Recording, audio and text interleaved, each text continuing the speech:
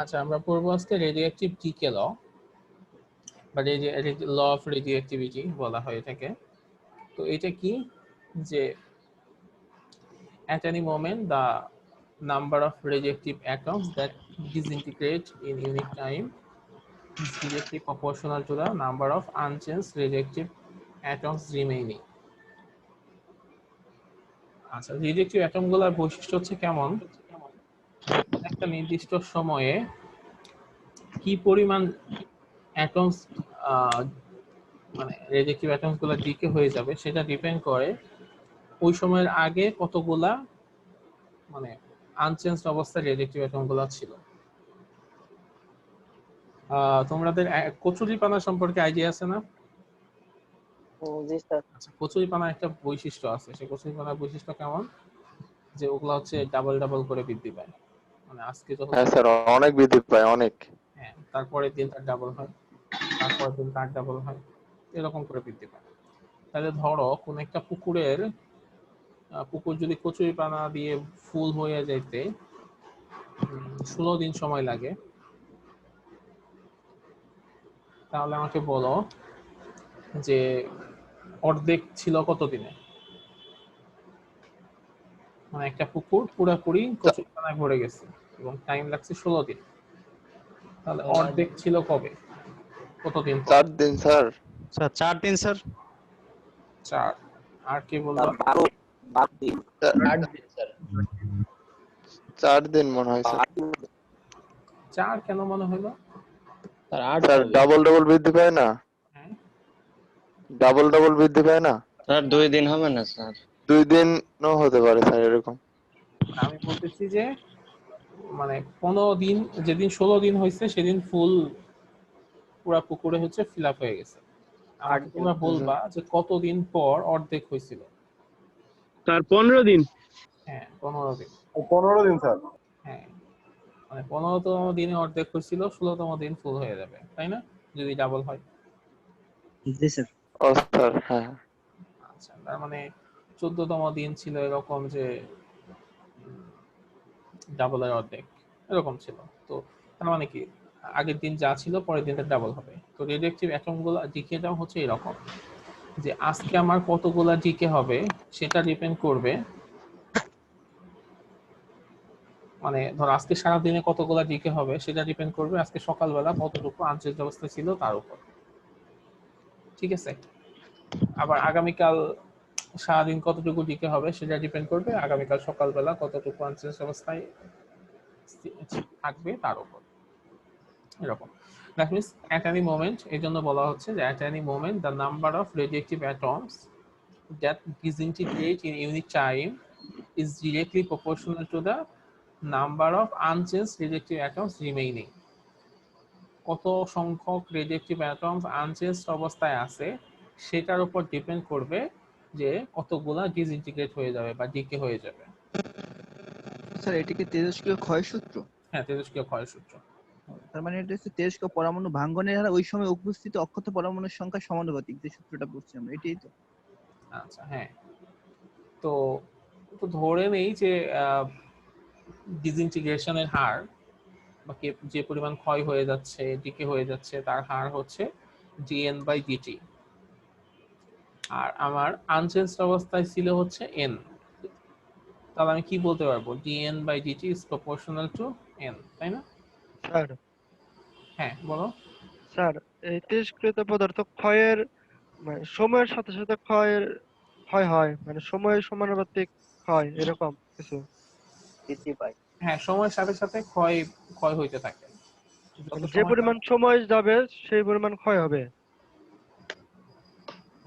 না, সময়ের সাথে এটা সমানুপাতিক না, যে সময়ের সাথে সাথে সমান হারে ক্ষয় হবে ব্যাপারটা এরকম না। সময়ের সাথে সাথে ডিকের হার বেড়ে যেতে পারে, বেড়ে যায় না, এটা সময়ের সাথে সাথে ডিকের হার কমে যায় অ্যাকচুয়ালি। এটা আমরা সামনে দেখবো কিভাবে কমে, মানে কমে কিনা। কিন্তু এটা প্রপোর্শনাল হচ্ছে কার সমানুপাতিক, যে কে কত পরিমাণ আনচেঞ্জ অবস্থায় আছে তার সমানুপাতিক। স্যার এই জিনিসটা স্যার বুঝতে পারলাম না, কত পরিমাণ আনচেঞ্জ অবস্থায় আছে তার সমানুপাতিক। আচ্ছা ধরো তোমার কাছে একটা তেজস্ক্রিয় মৌল আছে, সেই মৌলে 30টা কি অ্যাটম আছে, ঠিক আছে? 30টা অ্যাটম আছে, তো এইটা এখন ক্ষয় হবে প্রথম দিন কি রকম ক্ষয় হবে? তো এই তেজস্ক্রিয় মৌলের একটা অর্ধায়ু বলতে একটা ব্যাপার থাকে। সেই অর্ধায়ু মানে হচ্ছে এইরকম যে ধরো এই মৌল কি অর্ধেক পরিমাণ ক্ষয় হইতে 3 দিন যে লাগে। পরিমাণ তো এই 3 দিনটাকে বলা হয় অর্ধায়ু বা হাফ লাইফ। এখন 3 দিন পরে এটা কত হবে? 3 দিন পরে হবে এটা 15। 15 হবে স্যার। তার মানে এই 3 দিনে যতটুকু ক্ষয় হচ্ছে সেটা ডিপেন্ড করতেছে কার উপর? এই কতটুকু আনচেঞ্জ ছিল তার উপর। জি স্যার। প্রথম অবস্থা কতটুকু ছিল? হ্যাঁ, এরপরের 3 দিনে কতটুকু ক্ষয় হবে সেটা ডিপেন্ড করবে কার উপর? এখানে যতটুকু আনচেঞ্জ অবস্থায় আছে তার উপর, জি স্যার। তখন হবে 7.5। এরপরের 3 দিনে কতটুকু ক্ষয় হবে সেটা ডিপেন্ড করবে কার উপর? এই 7.5 এর উপর। মানে পরের 3 দিনে যতটুকু ক্ষয় হবে সেটা ডিপেন্ড করবে এই 7.5 এর উপর। এবং ক্ষয় হবে কতটুকু? 3.25, না 3.75। বুঝতে পারছো? সবগুলো এই যে আগে কতটুকু অক্ষত আছে তার উপর ডিপেন্ড করে না? জি স্যার। আচ্ছা, এই জন্যই বলা হয় যে রেট অফ ডিসইন্টিগ্রেশন মানে কতটুকু ডিসইন্টিগ্রেট হচ্ছে সেটা ডিপেন্ড করতেছে যে কতটুকু রিমেইন আনচেঞ্জ অবস্থায় আছে তার উপর। ঠিক আছে? সো আমরা এখানে লিখতে পারবো কি যে dn by dt is proportional to minus n। এখন তোমরা আমাকে বলতে পারো যে মাইনাস চিহ্নটা কেন আসলো? দেখো এটা তো ক্ষয় হচ্ছে এই জন্য নাকি? হ্যাঁ সময়ের সাথে সাথে স্যার পদার্থের পরমাণুর সংখ্যা কমে যাচ্ছে। হ্যাঁ, এই আমার এই পাশে ডিসইন্টিগ্রেট যত বেশি হচ্ছে এই পাশে n এর সংখ্যা তত কমে যাচ্ছে, যার কারণে এটা আমরা মাইনাস দিচ্ছি। আচ্ছা, তো দেখো এখানে কি হবে? dn বাই dt, এই প্রপোর্শনাল চিহ্নটা উঠিয়ে দিলে একটা কনস্ট্যান্ট আসবে, যে কনস্ট্যান্ট আমরা বলি ল্যামডা, মানে হচ্ছে সেটাকে বলি আমরা ডিকে কনস্ট্যান্ট। ঠিক আছে? আচ্ছা, তো তো ডিকে কনস্ট্যান্টের এক কি হবে তাইলে? ইউনিট ল্যামডা সমান সমান মাইনাস dn বাই dt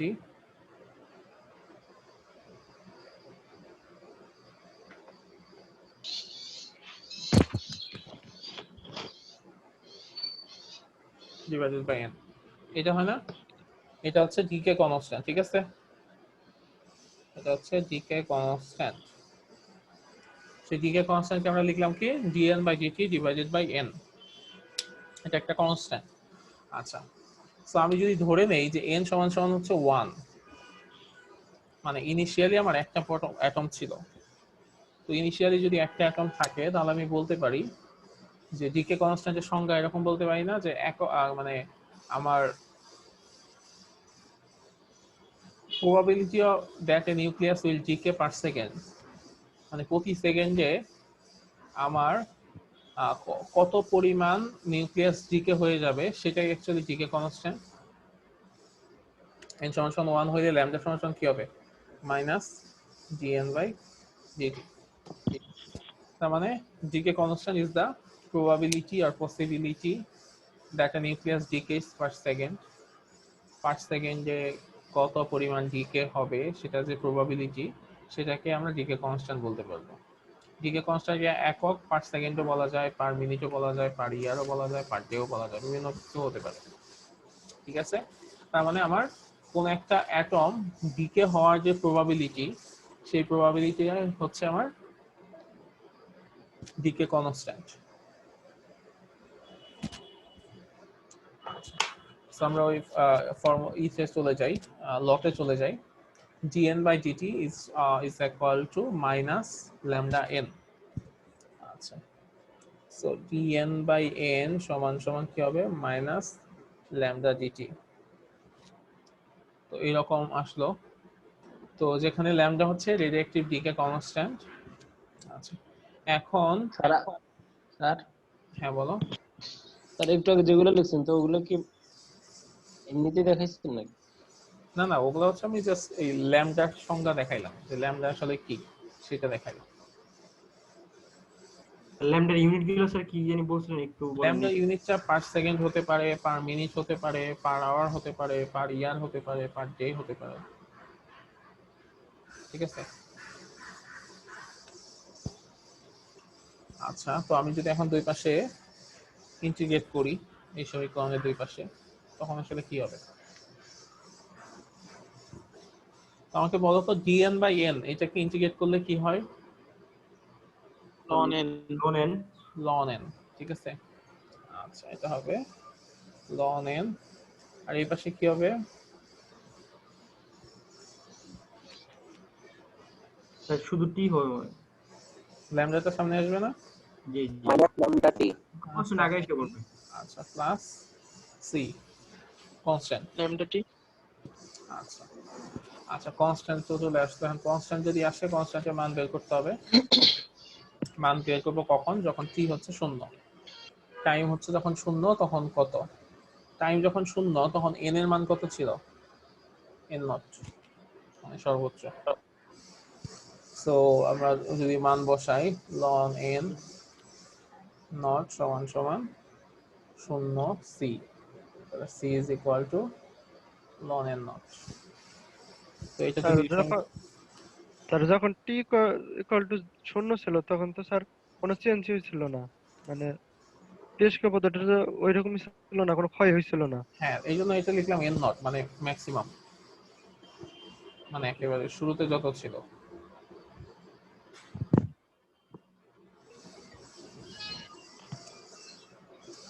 আচ্ছা, তাহলে ln n সমান সমান lambda t ln n not. আচ্ছা, তো ln n নট কে যদি এই পাশে নিয়ে আসি কি হবে? ln n minus ln n not minus lambda t, তাহলে ln n by n not minus lambda t. ঠিক আছে? সো লনটাকে যদি আমরা উঠায় দেই, কি দিয়ে উঠানো যাবে? Exponential function. এক্সপোনেনশিয়াল দিয়ে। n by n not e lambda t, n সমান সমান n not e to the power minus lambda t. তো এটা হচ্ছে আমাদের final equation, n is equal to n not e to the power minus lambda t, যেটাকে বলা হয় directive law of radioactive decay, বা ল অফ রেডিওঅ্যাক্টিভিটি, বা law of radioactive disintegration. ঠিক আছে? যে কোনো নামে এটাকে প্রকাশ করা যাইতে পারে, যেখানে n হচ্ছে আমার কি পরিমাণ ডিকে হইছে, n নট হচ্ছে আমার ইনিশিয়ালি কতটুকু ছিল, ল্যামডা হচ্ছে ডিকে কনস্ট্যান্ট, আর কি হচ্ছে আমার টাইম।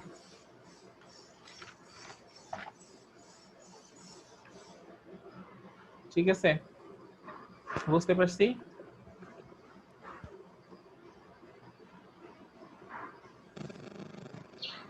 জি স্যার, বুঝতে পারছি।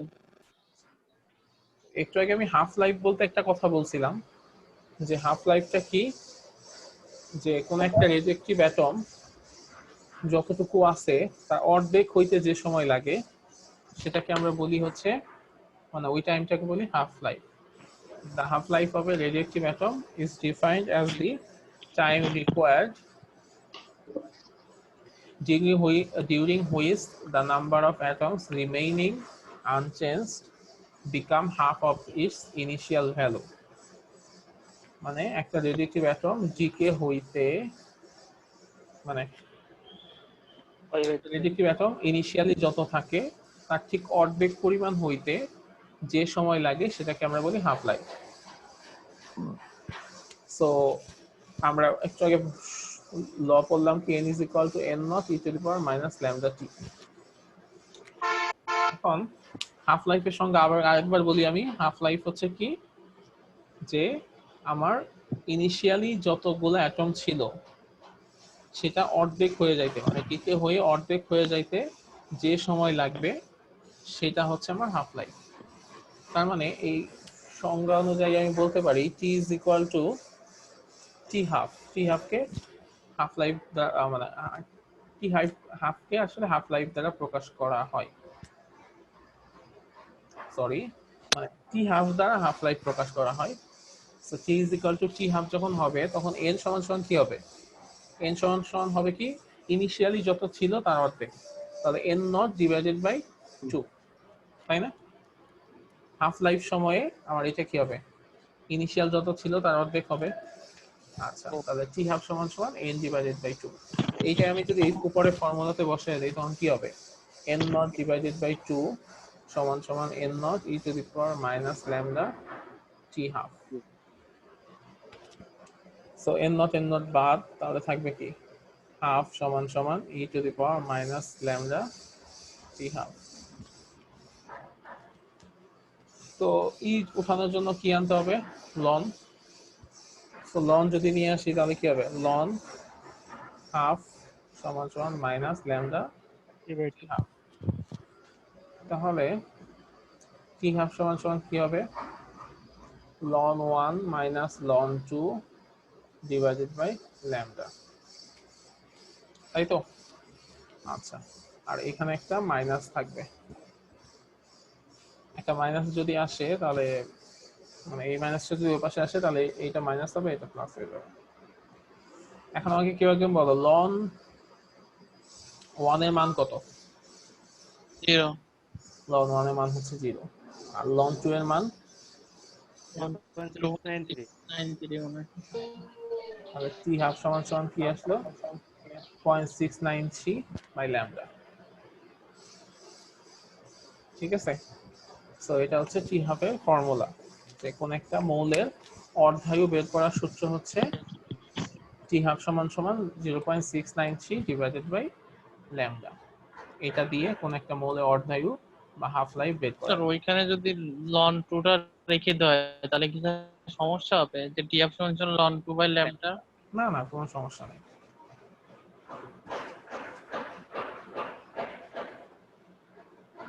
কোনো সমস্যা নাই, একই হ্যাঁ। কথা, একই কথা, কোনো সমস্যা নেই। স্যার ওই লাস্টে দেখা যাচ্ছে স্যার ওই পয়েন্টে পর একটু ঝামেলা করে, দেখা যাচ্ছে 1 পয়েন্ট করে বাড়ে কিংবা কমে যায়। আচ্ছা, না না, তুমি যদি লঞ্চ রাখো কোনো সমস্যা নাই।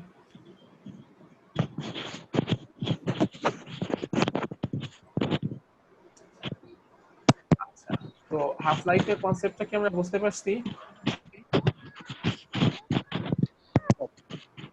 আচ্ছা, যদি বুঝতে পেরে থাকি তাহলে একটা জিনিস খেয়াল করো। তার মানে তুমি ধরো তোমার কাছে যদি একটা 100 গ্রামের একটা রেডিওঅ্যাক্টিভ অ্যাটম থাকে, তাহলে সেই অ্যাটমের অর্ধায়ু যদি 7 দিন হয় তাহলে কি হবে? প্রথম 7 দিনে সেটা কত হবে? 50 গ্রাম 50 গ্রাম। পরের 7 দিনে 25 গ্রাম 25 গ্রাম। তারপরে 7 দিনে 12.5 গ্রাম 12.5 গ্রাম। তো এরকম করে চলতে থাকবে অসীম পর্যন্ত। তার মানে দেখো টাইমের সাথে সাথে ক্ষয়ের হার কি কমে যাচ্ছে না? জি স্যার জি স্যার টাইমের সাথে সাথে ক্ষয়ের হার কমতে থাকবে এবং সেটা মোটামুটি অসীম পর্যন্ত চলে যায় এই ক্ষয় হইতে দিলে। আচ্ছা, তো এখন যদি তাই হয় তাহলে একটু খেয়াল করো যে তোমার 100 গ্রামের যে অ্যাটমগুলো ছিল সেই অ্যাটমগুলো কি অবস্থা? মানে প্রথম 50 ভাগ অ্যাটম 7 দিনের মধ্যে শেষ হয়ে গেছে। দ্বিতীয় অ্যাটমগুলা শেষ হইতে 14 দিন লাগছে। তৃতীয় 50%, মানে তারপরে 50 গ্রাম শেষ হইতে 7 দিন লাগছে। তার 75 গ্রাম হইতে লাগছে কতদিন? 14 দিন। তারপর আরো কি হবে 7.5, মানে কত? 75 আর 7 কত হবে? বা 82.5, অতটুকু শেষ হইতে লাগছে কত? 21 দিন। এরকম করে বাড়তেছে। তার মানে এক একটা অ্যাটমের জীবনকাল এক এক সময় না? মানে কোন অ্যাটম 7 দিন বাঁচছে, কোনটা 14 দিন, কোনটা 21 দিন, এরকম বাঁচছে না? জি স্যার এগুলো বেশি পাচ্ছি। তার মানে এক একটা অ্যাটমের লাইফ হচ্ছে এক এক রকম। তাহলে আমি যদি একটা কাজ করি যে প্রথম অ্যাটমের যে life of first atom, life of second atom, এরকম লাইফ অফ থার্ড অ্যাটম, এরকম করে যতগুলো অ্যাটম আছে সবগুলো অ্যাটমের লাইফকে যদি যোগ করে টোটাল যতগুলো নাম্বার অফ অ্যাটমস আছে সেটা দিয়ে যদি ভাগ করি তাইলে কি পাবো? তাদের গড় জীবন তাহলে গড়ায়ু বলা হয় মিন লাইফ। ঠিক আছে, মানে সবগুলো অ্যাটমের ইন্ডিভিজুয়ালি লাইফকে যদি যোগ করে নাম্বার অফ অ্যাটমস দিয়ে ভাগ করি, তাহলে আমরা যেটা পাবো সেটা হচ্ছে রেডিয়েটিভ মিন লাইফ। এই মিন লাইফকে প্রকাশ করা হয় টাও দ্বারা। মিন লাইফকে প্রকাশ করা হয় টাও দ্বারা। টাও ইজ ইকুয়াল টু হচ্ছে 1/λ। তাহলে কি এখানে প্রত্যেকটা অ্যাটম কি আলাদা? হ্যাঁ,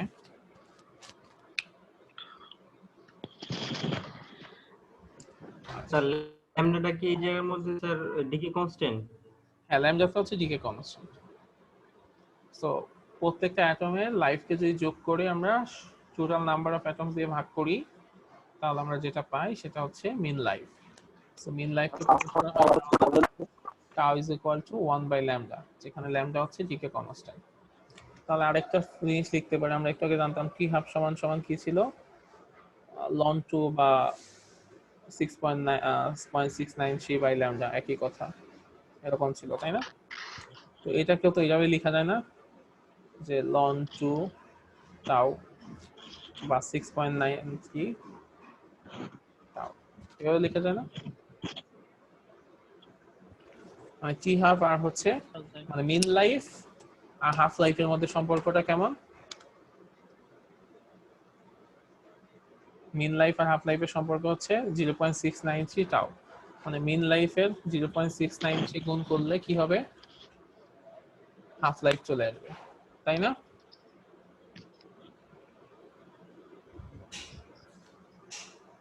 বুঝতে পারছো? মিন লাইফ তো আবার ওই যে মানে হাফ লাইফ আর লন 2 তো করা যায়। হ্যাঁ, আমি তো লিখলাম লং টু দিয়েও করা যাবে, কোনো সমস্যা নেই।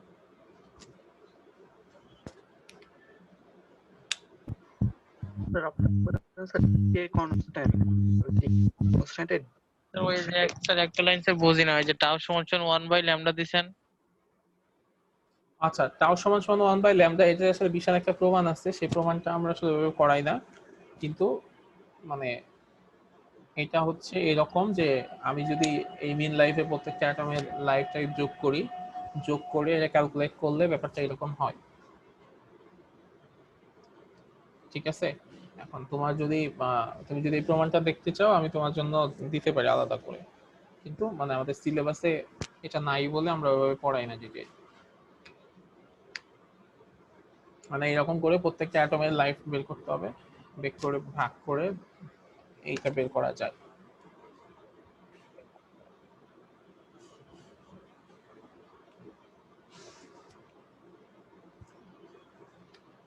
বুঝতে পারছো কি বললাম?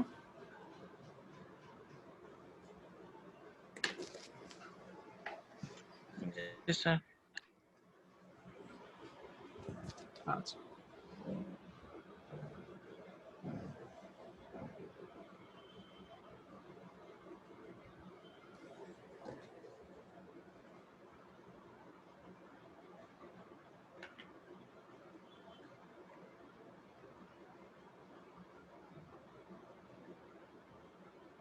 আচ্ছা এখন দেখো তো এই ম্যাথটা তোমরা করতে পারবা কিনা। How long does it take for 60% of a sample of radon to decay where half-life of radon is 3.82 days?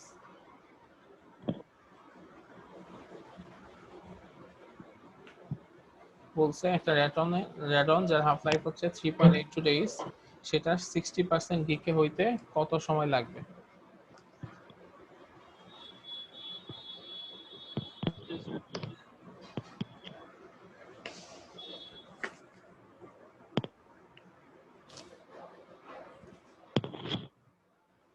পারবা করতে? n is equal to n naught e to the power minus lambda t, এই formula use করতে হবে।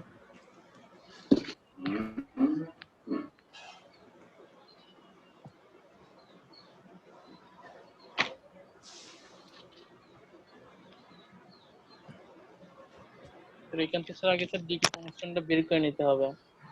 হ্যাঁ, আগে decay কনস্ট্যান্টটা বের করে নিতে, হাফ লাইফ থেকে ডিকে কনস্ট্যান্টটা বের করে নিতে হবে।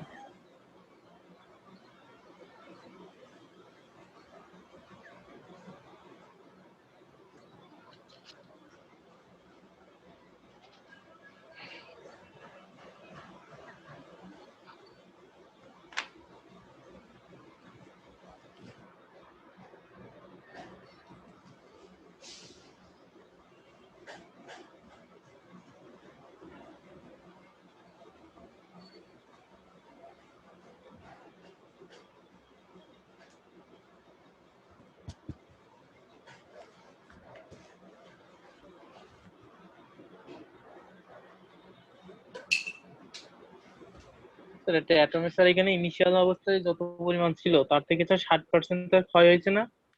হ্যাঁ হ্যাঁ, ইনিশিয়াল যতটুকু ছিল সেখান থেকে 60% ক্ষয় হয়েছে। ও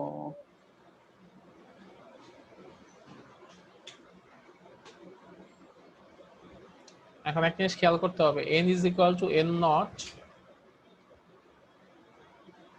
e to the power minus lambda t। তো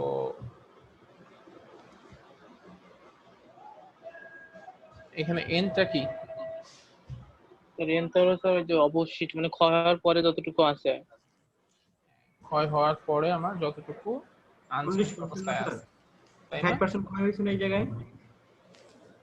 বুঝি নাই। ক্ষয় হয়েছে 60% কিন্তু আছে তো আমার 40% মেবি। আর হ্যাঁ সেটাই বলতেছি, 60% ক্ষয় হয়েছে, 40% এখনো আছে, মানে হ্যাঁ, n 40%। n হচ্ছে যতটুকু আনচেঞ্জ অবস্থায় তোমার আছে। সো আর n নট হচ্ছে ইনিশিয়ালি যতটুকু ছিল। সো তোমার 60% যদি ক্ষয় হয়ে যায় তাহলে n কত হবে?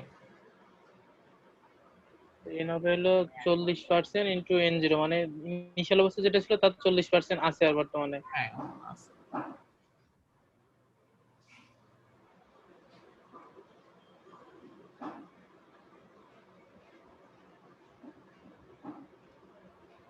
স্যার 5.052 ডেজ আসছে। ঠিক আছে।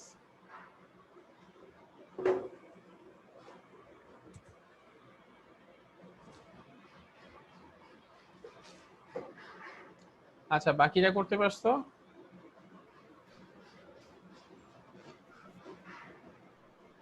সজীব, তুমি কিছু বলবা?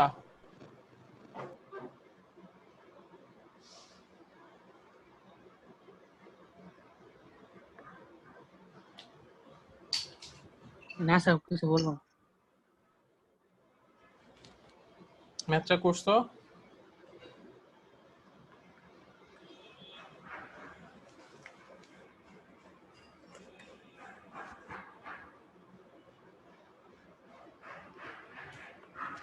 পড়ে যাবে তো এটা।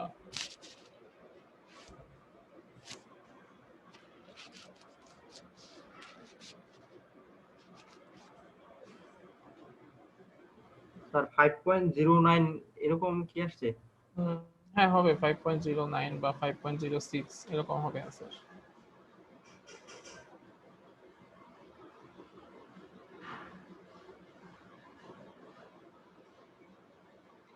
আচ্ছা, এটা হবে কি, ফার্স্টে আমাদের ল্যামডাটা বের করতে হবে। 693 by T half, T half দেওয়া 3.82, তো ল্যামডার মান আসে 0.18।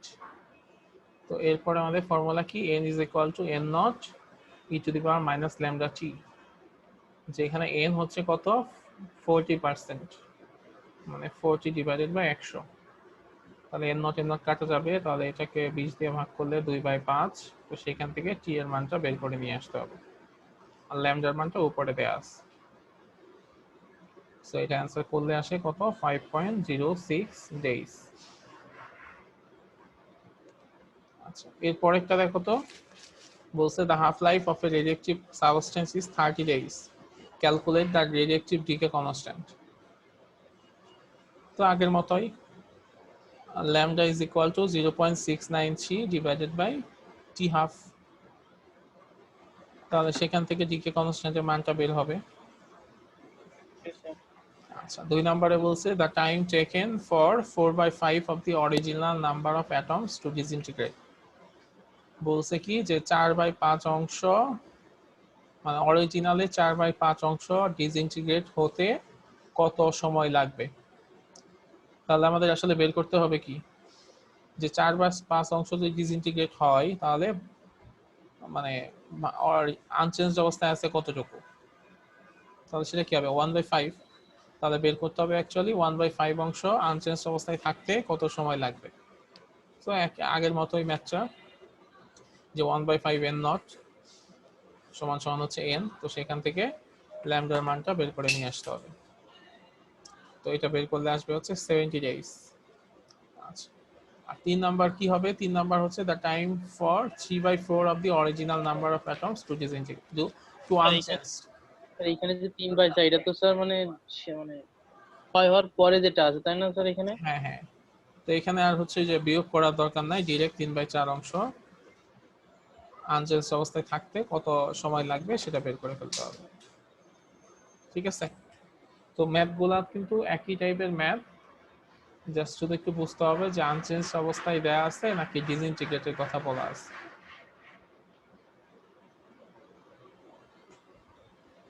তো এগুলা কি পারবো আমরা? জি স্যার পারবো। আচ্ছা, তো আমরা আজকে আর দুইটা তিনটা জিনিস পড়ে আমরা আজকে ক্লাস শেষ করে দিব।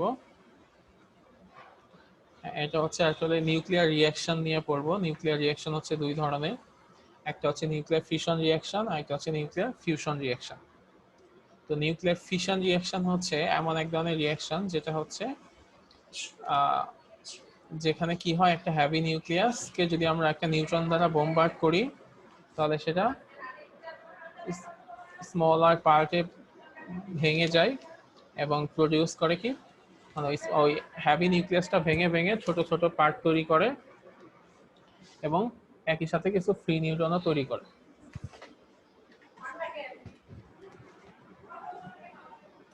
আচ্ছা, নিউক্লিয়ার ফিশন হচ্ছে এমন রিঅ্যাকশন প্রসেস যেখানে কি হবে, একটা হ্যাভি নিউক্লিয়াসকে আমি যদি একটা নিউট্রন দ্বারা বোমবার্ড করি বা নিউট্রন দ্বারা আঘাত করি, তখন ওই হ্যাভি নিউক্লিয়াসটা ভেঙে ছোট ছোট পার্টে ভাগ হয়ে যাবে এবং এর সাথে কিছু ফ্রি ইলেকট্রন প্রডিউস হবে এবং অবশ্যই হিউজ অ্যামাউন্টের একটা এনার্জি তৈরি হবে। তো এই ধরনের যে রিঅ্যাকশন প্রসেস, সেই প্রসেসটাকে বলি আমি নিউক্লিয়ার ফিশন রিঅ্যাকশন।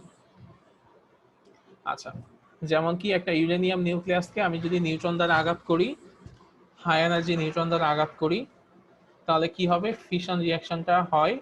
এবং ফিশন রিঅ্যাকশনটা কিভাবে হয়, যে ইউরেনিয়াম নিউক্লিয়াসকে আমি যদি নিউট্রন দ্বারা আঘাত করি তাহলে এখানে বেরিয়াম তৈরি হয় আর ক্রিপ্টন তৈরি হয়, আর এখানে একই সাথে একটা নিউট্রন দ্বারা আঘাত করলে 3টা নিউট্রন তৈরি হচ্ছে আর হচ্ছে কিছু হিউজ অ্যামাউন্টের এনার্জি তৈরি হচ্ছে।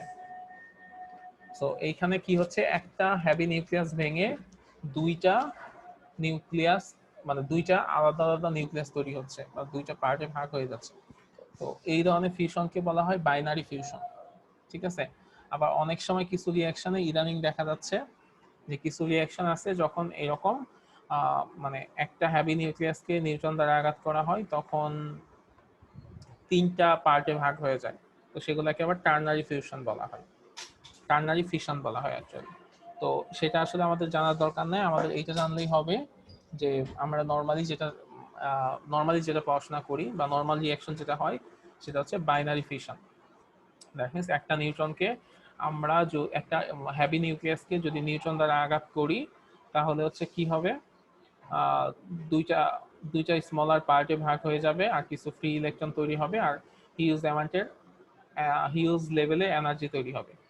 তো এই ধরনের রিঅ্যাকশনকে বলা হয় ফিশন রিঅ্যাকশন। আচ্ছা, আর ফিউশন রিঅ্যাকশন কি, মানে এই রিঅ্যাকশনগুলো কোথায় হয়, নিউক্লিয়ার পাওয়ার প্ল্যান্টে হচ্ছে এই ধরনের ফিশন রিঅ্যাকশন হয়, বা পারমাণবিক বোমার মধ্যে হচ্ছে ফিশন রিঅ্যাকশন হয়। আচ্ছা, আর আরেক ধরনের রিঅ্যাকশন আছে সেটাকে আমরা বলি ফিউশন রিঅ্যাকশন। ফিউশন রিঅ্যাকশন হচ্ছে এমন একটা ধরনের রিঅ্যাকশন যেখানে দুই বা তার অধিক ছোট ছোট নিউক্লিয়াই একত্রিত হয়ে, মানে অনেক হাই স্পিডে একত্রিত হয়, কোলাইড করে এবং তারা হচ্ছে বড় একটা নিউক্লিয়াস তৈরি করে। That means nuclear fusion reaction হচ্ছে দুই বা ততোধিক নিউক্লিয়াস যদি হাই স্পিডে কোলাইড করে তারা হচ্ছে একটা বড় নিউক্লিয়াস তৈরি করে।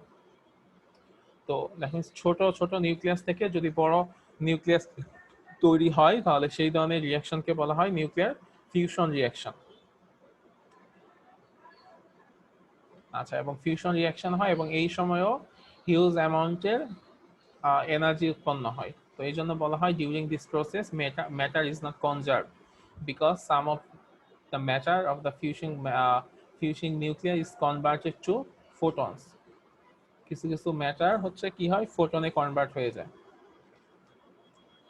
ঠিক আছে, যদি এমন হয় যে যেমন এখানে একটা হাইড্রোজেনের যে আইসোটোপ আছে ডিউটেরিয়াম বা ট্রিটিয়াম, তো এরকম ডিউটেরিয়াম আর ট্রিটিয়াম যদি একটার সাথে কোলাইড করে হিলিয়াম উৎপন্ন হয় এবং এর সাথে একটা নিউট্রন উৎপন্ন হয় আর হিউজ অ্যামাউন্টের এনার্জি উৎপন্ন হয়। তো এই টাইপের ফিউশন রিঅ্যাকশন কোথায় হচ্ছে? ফিউশন রিঅ্যাকশন হচ্ছে আমাদের সূর্যের মধ্যে ক্রমাগত হাইড্রোজেন নিউক্লিয়াস, দুইটা হাইড্রোজেন নিউক্লিয়াস যোগ হয়ে একটা হিলিয়াম নিউক্লিয়াস তৈরি করতেছে এবং সেখানে হিউজ অ্যামাউন্টের এনার্জি উৎপন্ন হচ্ছে, যে এনার্জি আমরা তাপ হিসেবে বা শক্তি হিসেবে, তাপ হিসেবে আবার আলো হিসেবে যে এনার্জিটা মানে যে শক্তিটা আমরা পাই অ্যাকচুয়ালি। আর হাইড্রোজেন বোমা বলতে আমরা যে বোমা বুঝি সেই বোমার মধ্যে হচ্ছে নিউক্লিয়ার ফিউশন রিঅ্যাকশন হয়। তো ইদানিং বিজ্ঞানীরা চেষ্টা করতেছে ফিউশন রিঅ্যাক্টর তৈরি করতে, কারণ ফিউশন রিঅ্যাক্টরের ক্ষেত্রে কি লাগে, ইউরেনিয়াম লাগে, এইসব হ্যাভি মৌল লাগে। তো এইসব হ্যাভি মৌল তো একসময় শেষ হয়ে যাবে, তো তখন এনার্জি ক্রাইসিস তৈরি হবে, তাহলে কি করা যায়? তো এই জন্য ফিউশন রিঅ্যাক্টরের কাজ চিন্তা ভাবনা চলতেছে। ফিউশন রিঅ্যাক্টর হলে যেটা হবে, হাইড্রোজেন মৌল তো আর পৃথিবীতে কোনো অভাব নাই, কারণ হচ্ছে হাইড্রোজেন মৌলের কোনো অভাব নাই। কারণ কি? কারণ হচ্ছে যে পৃথিবীতে তো পানির অভাব নাই, সো পানি থেকে অনেক হাইড্রোজেন পাওয়া যাবে। সো আমরা যদি এই হাইড্রোজেন গুলা দিয়ে ফিউশন রিঅ্যাকশন করতে পারি, তাহলে আমাদের এনার্জি ক্রাইসিসের আর কোনো সম্ভাবনা নাই, মানে আমরা খুবই নিশ্চিন্তে থাকতে পারি। ঠিক আছে, বুঝতে পারছো?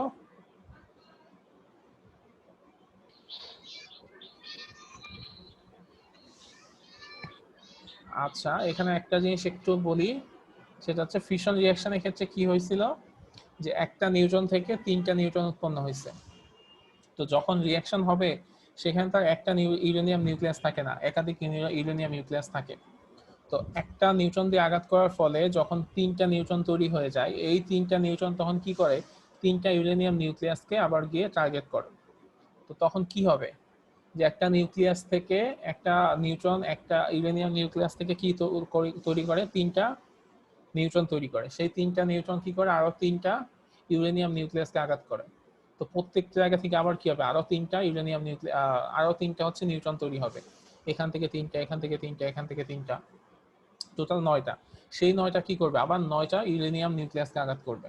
তো এরকম করে এর পরবর্তীতে দেখা যাবে 27টা নিউট্রন তৈরি হয়ে যাচ্ছে। এর পরবর্তীতে কি হবে, 81টা নিউট্রন তৈরি হয়ে যাবে। এরকম ক্রমাগত রিঅ্যাকশন চলতে থাকবে, আমার কোনো ধরনের কিছু করতেই হবে না। তো যদি এরকম ক্রমাগত রিঅ্যাকশন চলতে থাকে এবং প্রত্যেকটা প্রসেসে প্রায় 200 মেগা ইলেকট্রন ভোল্ট করে আমার এনার্জি উৎপন্ন হচ্ছে, তো এত এনার্জি যদি উৎপন্ন হয়ে যায় তখন কিন্তু অবস্থা খারাপ হয়ে যাবে। আমি যেখানে রিঅ্যাকশনটা করব সেখানে মানে একটা দুর্ঘটনা ঘটে যাওয়ার সম্ভাবনা আছে। পারমাণবিক বোমার মতো স্যার। হ্যাঁ, তো এই জন্য বলা হয় যে নিউক্লিয়ার ফিশন রিঅ্যাকশনটা হচ্ছে এক ধরনের চেইন রিঅ্যাকশন, যে রিঅ্যাকশনটা একবার শুরু হইলে কোনো ধরনের ফার্দার এনার্জি না দিলেও সেটা কন্টিনিউয়াসলি চলতে থাকে এবং tremendous amount of energy release হয় এই ফিশন রিঅ্যাকশনের কারণে।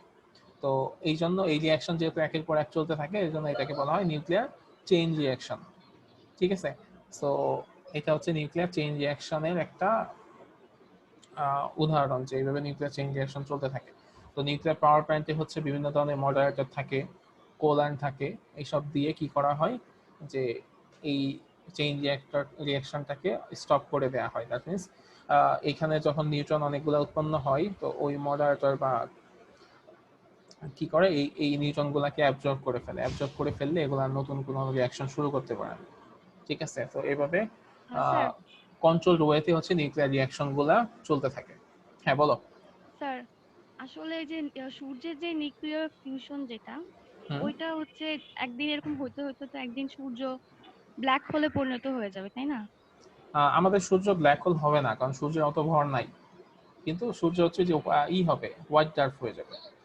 কিন্তু স্যার এরকম তো মানে অ্যাজিউম করা হয় যে একদিন হবে আর কি, ব্ল্যাক হোলে পরিণত হবে। তখন কি পৃথিবী যদি ততদিন বেঁচে থাকে তাহলে কি পৃথিবী ব্ল্যাক হোলের ভিতরে চলে যাবে? আহ, এখানে যেটা হবে কি, যে মানে আমাদের সূর্য এখন মোটামুটি তার মিডল এজ পার করতেছে, তার জ্বালানি অর্ধেক শেষ।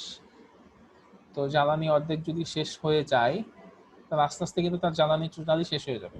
তো টোটাল যখন জ্বালানি শেষ হয়ে যাবে, তখন ওই যে আমরা আসলে যেটা বলি যে পৃথিবীর আসলে থার্মাল ডেথ হবে, মানে পৃথিবীর সূর্যের মধ্যে আর কোনো তৈরি হবে না, রিঅ্যাকশন হবে না, কোনো এনার্জি থাকবে না। সো পুরো পৃথিবীর আসলে থার্মাল ডেথ হয়ে যাবে তখন। আর যদি আমরা ওইটা চিন্তা করি যে ওই সেন্সে যে যখন এক সময় সূর্যটা মরে যাবে অ্যাকচুয়ালি, তখন যেটা বলা হয় মানে এখানে একটা আছে, লিমিট আছে। লিমিটটা হচ্ছে মোস্ট প্রবাবলি যে এই চন্দ্রশেখরে একটা লিমিট আছে, সেই লিমিট অনুযায়ী সেই লিমিটটা আসলে বলে যে কোনো কিছু মানে ব্ল্যাক হোল হবে না কি হবে সেটার উপর একটা ডিপেন্ড করে, ওই চন্দ্রশেখরের লিমিটের উপরে। তো সূর্যের ভর আসলে যদি এমন হয় যে চন্দ্রশেখর লিমিটটা হচ্ছে 1.4 এম নট, মানে সূর্যের ভরে 1/4 গুণ যদি হয়, তাহলে যদি এমন হয় যে সূর্যের ভরে 1.4 গুণের চাইতে কম, এইরকম যদি হয় তাহলে সেগুলো অ্যাকচুয়ালি হোয়াইট ডার্ক হয়। আর হোয়াইট ডার্ক হয়, তারপর আস্তে আস্তে সেগুলো তাপীয় শক্তি বিকিরণের মাধ্যমে এক পর্যায়ে ব্ল্যাক ডার্ক হয়ে শেষ পর্যন্ত জীবনচক্র শেষ করে। আর যদি এমন হয় যে কারো ভর 1.4 এম নট হয়, মানে এম নট থেকে 3 এম নট, মানে সূর্যের ভরে 3 গুণের সমান হয়, তখন সেগুলা নিউট্রন স্টার হয়।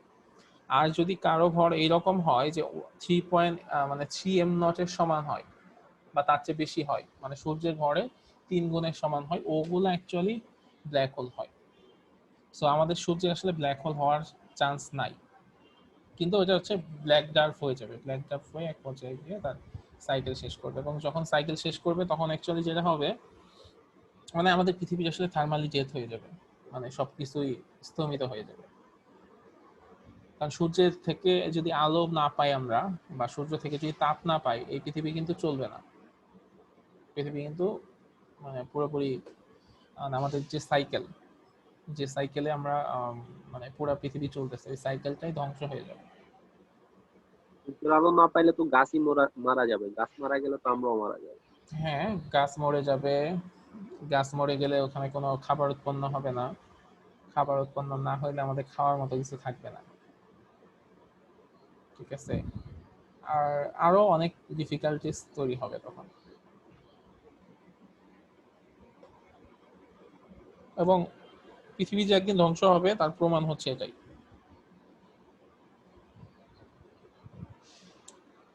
আচ্ছা, মিনা আক্তার, তুমি বুঝতে পারছো ব্যাপারটা? Yes sir, thank you sir. তবে মানে একটা সময় আমিও চাইতাম যে মানে আমারও লাগতো যে সূর্য কেন ব্ল্যাক হোল হবে না। তো পরে যেটা চিন্তা করলাম যে ব্ল্যাক হোল হইলে আমাদের অবস্থা খারাপই হইতো। ব্ল্যাক হোল হইলে কিন্তু আবার ঝামেলা আছে। ব্ল্যাক হোল যেহেতু আমরা একটু কাছাকাছি আছি, অবশ্য মানে ব্ল্যাক হোল হইতে হইতে যে অবস্থা হবে তাতে কাছাকাছি থাকি আর যাই থাকি সেটা অন্য কাহিনী কচ্ছ হয়ে যাবে আসলে। আচ্ছা ঠিক আছে, সো চেইন রিঅ্যাকশন হচ্ছে নিউক্লিয়ার ফিশন রিঅ্যাকশন, এবং এটা নিউক্লিয়ার রিঅ্যাক্টরেও হয়, কিন্তু এটাকে কন্ট্রোল করা হয় বলেই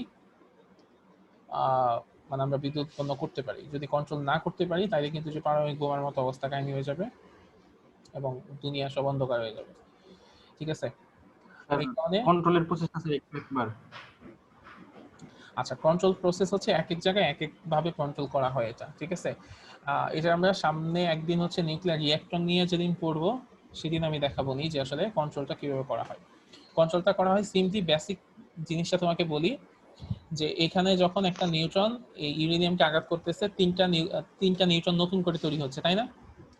তো তিনটা নিউট্রন তো কি করবে, রিঅ্যাকশন করবে। তো আমি যদি কোনোভাবে এই নিউট্রন গুলাকে ইউরেনিয়াম নিউক্লিয়াস পর্যন্ত যাইতে না দেই, তার আগেই যদি এগুলাকে আমি অ্যাবজর্ব করে ফেলি, শোষণ করে ফেলি, তাইলে কি রিঅ্যাকশনটা কি আর বাড়তে পারবে? না স্যার, বাড়তে পারবে না। তো কাজটা হয় এইটাই, যে এটাই করা হয়। এখন বিভিন্ন টাইপের রিঅ্যাক্টর আছে, রিঅ্যাক্টর আসলে এক টাইপের না, বিভিন্ন টাইপের রিঅ্যাক্টর আছে। ইউরেনিয়ামের ওখানে যাইতে কি সময় লাগে নাকি অনেক, নাকি? হ্যাঁ হ্যাঁ স্যার, এই যে আমরা যে নিউট্রন গুলাকে আলাদা করে দিব বা যাইতে দিব না, এইগুলোর প্রসেস তো বিভিন্ন ভাবে করা হয়ে থাকে, নাকি একটাই প্রসেস? না না, এগুলো বিভিন্ন টাইপের প্রসেস আছে, বিভিন্ন ধরনের ম্যাটেরিয়াল আছে, মানে রিঅ্যাক্টরে বিভিন্ন ধরনের প্রকারভেদ আছে, এক এক ধরনের রিঅ্যাক্টর এক এক ভাবে কাজ করে। তাহলে স্যার রিয়েক্টরের উপর ভিত্তি করে এগুলো আসলে নির্ভর করা হয় রিয়েক্টরের উপর বেস করে এই সিস্টেমটা করা হয় যে কিভাবে করা হয়, ঠিক আছে? কারণ আমাদের রূপপুরের রিয়েক্টর হচ্ছে ওয়াটার, মানে প্রেসারাইজ ওয়াটার রিয়েক্টর, এরকম বিভিন্ন টাইপের রিয়েক্টর আছে। সো এই রিয়েক্টরের উপর ডিপেন্ড করে এই সিস্টেমটা ভ্যারি করে যে এই রিয়েক্টরে আসলে এইভাবে অ্যাপ্রুভ করা হয়, এই রিয়েক্টরে এইভাবে অ্যাপ্রুভ করা হয় এই আর কি। তবে মেইন জিনিস হচ্ছে এই জিনিসটাকে অ্যাবজর্ব করে ফেলতে হবে, ঠিক আছে? আর আরেকটা জিনিস করা হয় যে ওখানে একটা কোল্যান্ট থাকে, সেই কোল্যান্টের মাধ্যমে যেটা করা হয় যে যেহেতু অনেক বেশি তাপ উৎপন্ন হয়, সো ওইদিকে মাঝখান দিয়ে পানি বের হয়ে যায়, সো মানে পানি দিয়ে সেগুলোকে আবার ঠান্ডা করা হয়। সো এই টাইপের বিভিন্ন ধরনের রিয়েক্টরের উপর ডিপেন্ড করে বিভিন্ন প্রসেস আছে, যে প্রসেসের মাধ্যমে হচ্ছে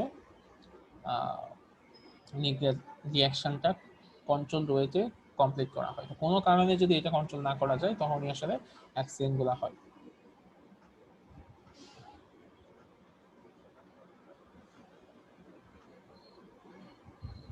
যখন স্যার এটা স্যার অফ করে দেয়, মানে নিউটনকে যখন ওটা যাইতে না দেয়, তারপর পরবর্তী স্যার যখন আবার নতুন করে শুরু করবো, তখন স্যার কিভাবে শুরু করে এটা আবার?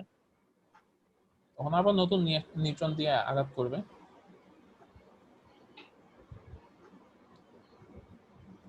ঠিক আছে স্যার আমাদের নেক্সট ক্লাস আছে। হ্যাঁ, আমিও শেষ করে দিব। ওকে, আল্লাহ হাফেজ আজকে, সমস্যা নেই।